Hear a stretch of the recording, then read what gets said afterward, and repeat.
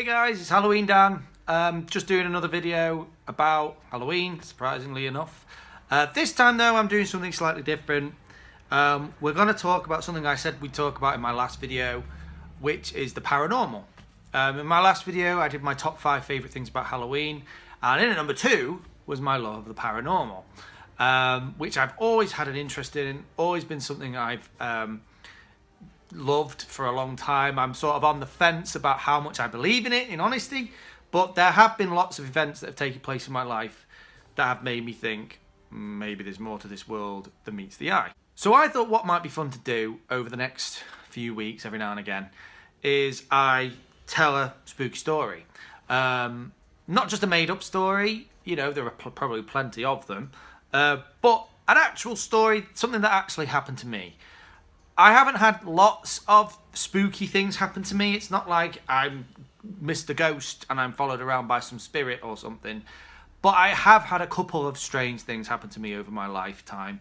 And I am open-minded to the fact that they could be something paranormal.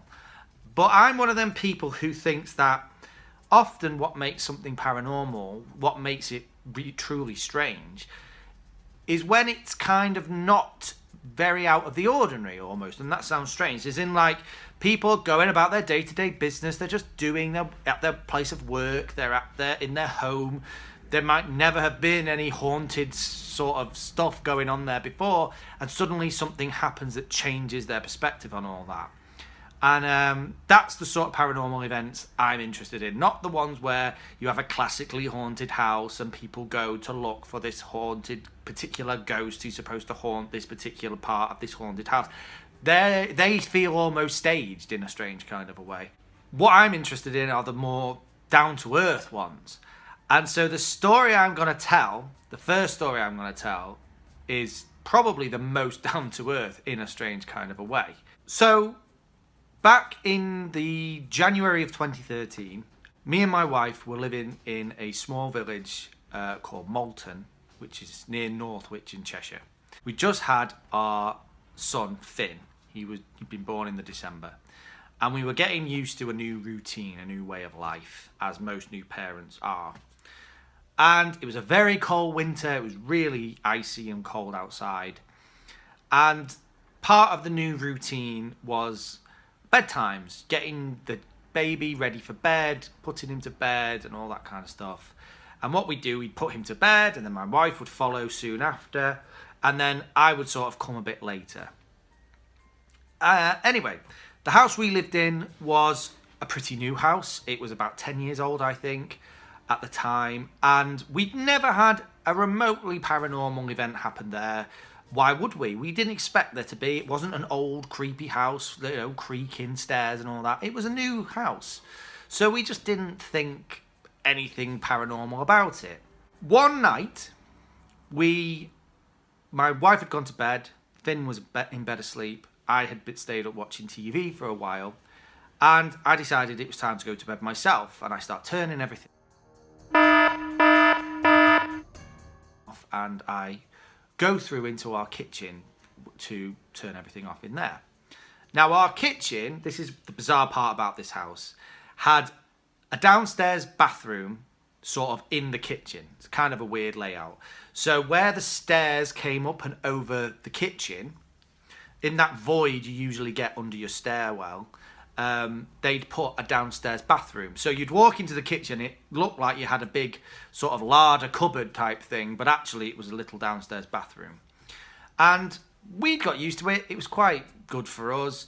And we kind of used it as downstairs storage as well. So we kind of used it to store our vacuum cleaner and our mop and bucket and things like that in there too. So on this particular night, so not to disturb the baby and my wife and, you know, make a load of noise upstairs, I decided to use the downstairs bathroom before I went to bed. So I'm turning everything off. I go to use the downstairs bathroom. And as I come to open the door jams in place. It jams. It opened a couple of inches maybe, just enough sort of that you could get your hand inside, but not much more than that. And it just jammed. It stopped in place. Now, that's not paranormal. That's not strange, right? And that's not what I'm thinking. I'm not thinking it's a ghost holding on to the door. No, I'm thinking it's a door for a bathroom that's jammed. There could be a million different rational reasons why it's jammed. So I start to try and think of those rational reasons and try to figure this out. So I do what most people probably would do. I kept on shutting it and opening it and shutting it and opening it and trying to get it to unjam.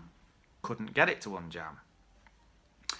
So the first thing that sort of came into my mind is that maybe like a little piece of grit or a rock or something had got wedged underneath the tiles and the tiles in the bottom of the door.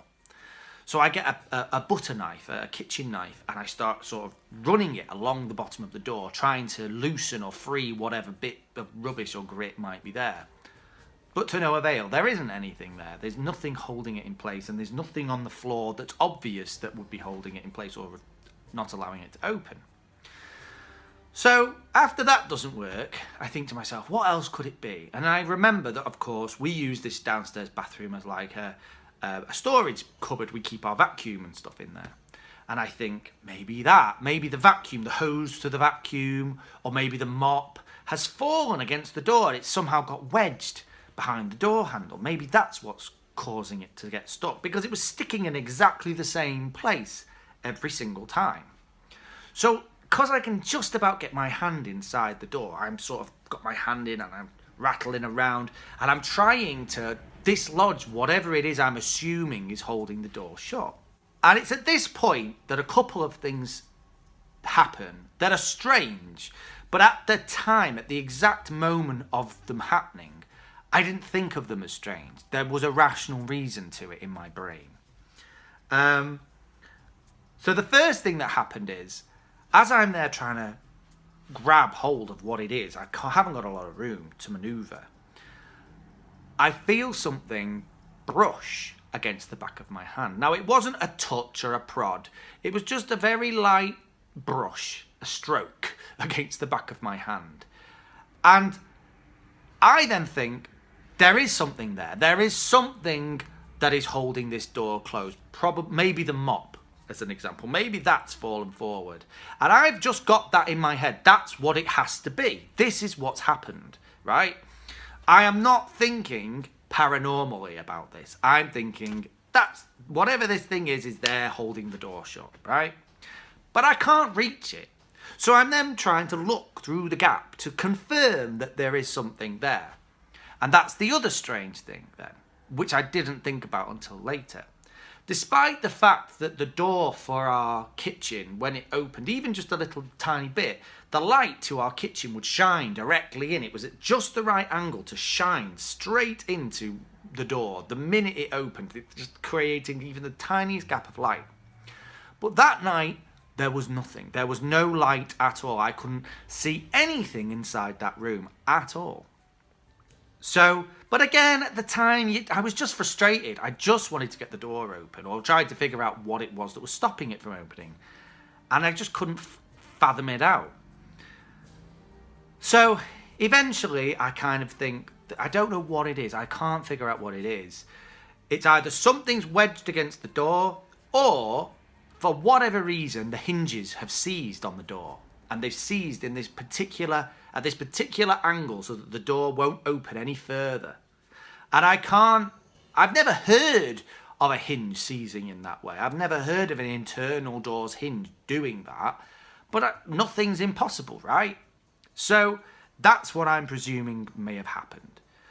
So I'm about to give up. I'm about to go to bed. I'm about to give up for the night. And I think to myself, do you know what? If I go to bed and forget about this, and then go to work in the morning before Katie's up with the baby, she's got to come to use the bathroom and she's not going to be able to get in. And that's going to be a huge inconvenience to her with a newborn baby. So I think, no, I'm going to have to break this door. I'm going to have to just break it open. My dad's a joiner. He can fix the door. I can buy a new door. Doors are cheap. That's what I'm going to do. I'm going to break open the door. I'm going to snap it open just so that we can at least get into the bathroom.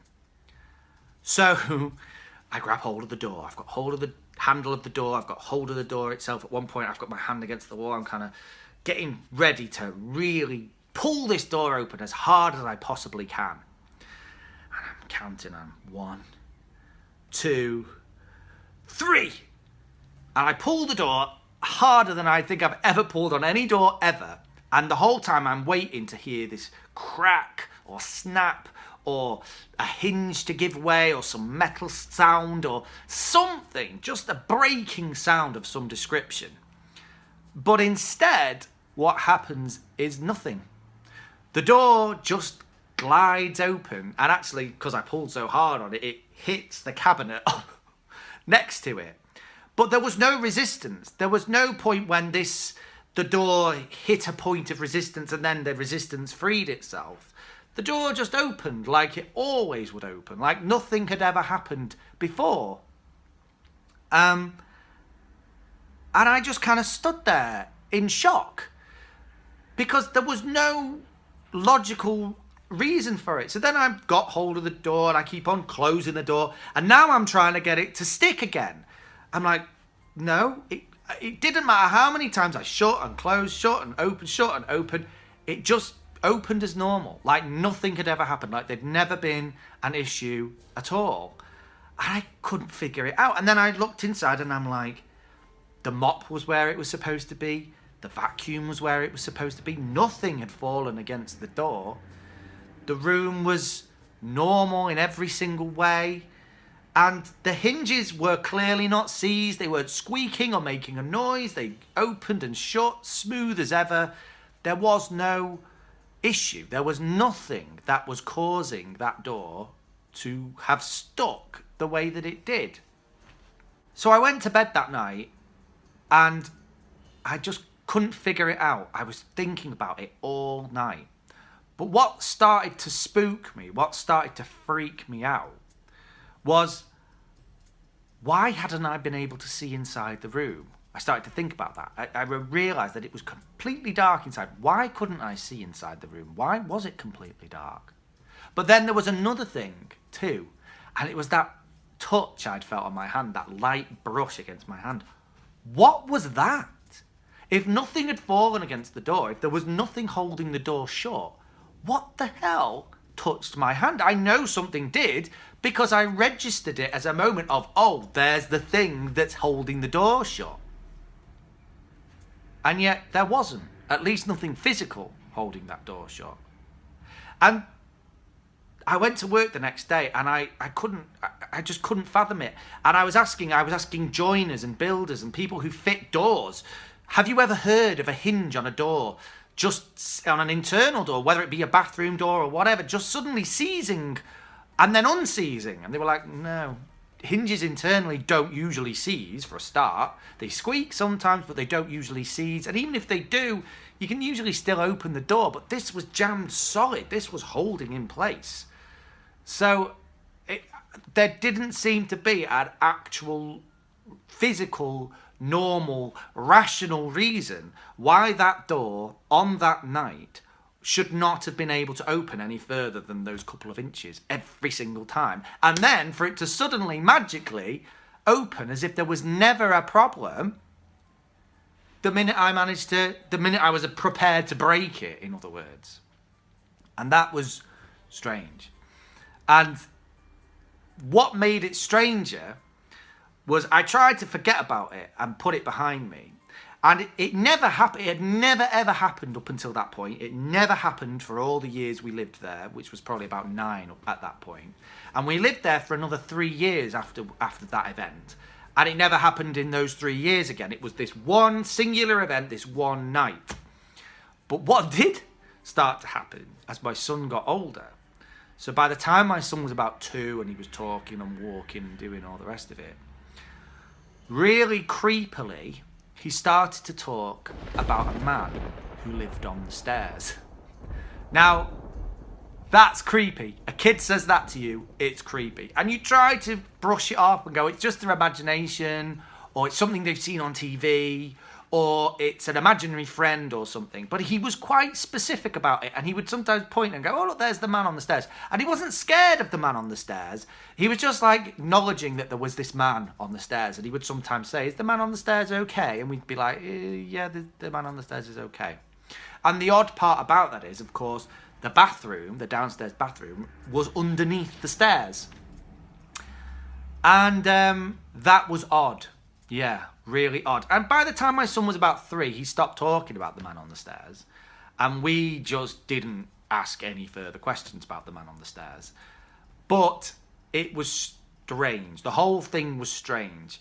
And I don't know. To this day, the whole thing completely, it's beyond fathom to me. I just cannot figure it out. There does not seem to be a rational reason for why it shouldn't have opened that door. And I know this isn't the most amazing story. This isn't the creepiest story. It's not like I saw a full phantom walk into the room or anything like that. I know it's not that kind of story. But that's what makes it interesting to me, is that there is literally no reason why that should have happened. It's a very mundane thing, a door opening or not opening when it should be able to open. And yet, the whole circumstance around it really stands out to me in my brain as that was really strange. There's no physical explanation for that. What else could it be? Man on the stairs. And it's, I don't know. You tell me what you think. I'd love to know what you think about my story, my not so spooky but strange story. I have got other stories over the next few weeks. I might tell a few more. If you've got a story, tell me your stories. I'd be interested to hear them. I love hearing ghost stories. And let me know what you thought about mine. But until then, until the next time, keep it spooky, and I'll see you soon. Bye.